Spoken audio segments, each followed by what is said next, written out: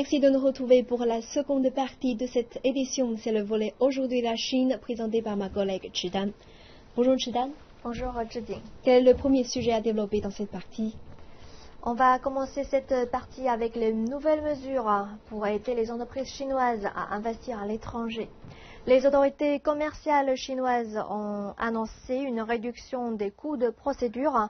Ils ont également lancé des sessions de formation pour enseigner aux compagnies nationales les nuances pour investir à l'étranger. Cette annonce intervient alors qu'un nombre croissant de petites et moyennes entreprises cherchent à se développer à l'international.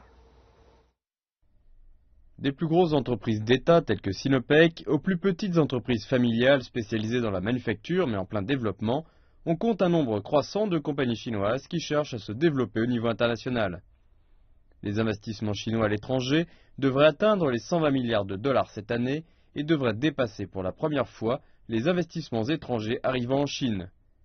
Lundi, les autorités commerciales chinoises ont annoncé de nouvelles réductions des coûts pour les compagnies nationales qui investissent à l'étranger.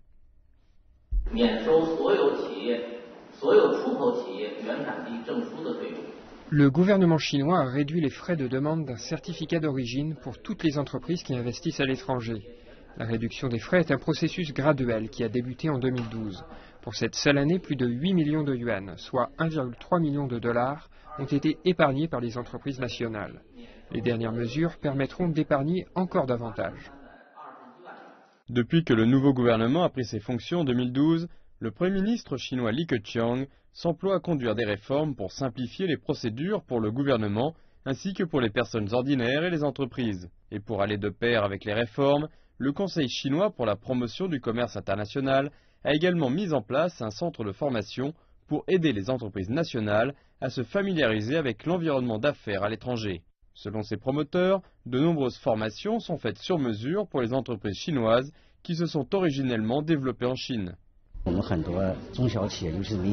nombreuses petites et moyennes entreprises en Chine sont des entreprises familiales, ce qui convient bien au marché chinois mais est très risqué lorsqu'elles entrent sur la scène internationale. Nous tentons de les conseiller pour éviter certains de ces risques. De nombreuses entreprises choisissent à présent d'investir dans des régions en développement en Afrique ou en Asie du Sud-Est par exemple. Il est nécessaire de leur expliquer la situation locale.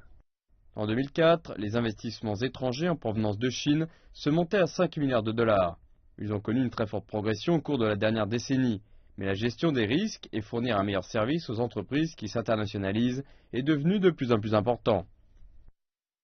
Réduire les frais de procédure et lancer des sessions de formation font partie des efforts du gouvernement chinois pour aider à élever le niveau de compétitivité internationale des petites et moyennes entreprises du pays, ce qui représente un pas supplémentaire vers la construction d'un gouvernement chinois orienté vers les services.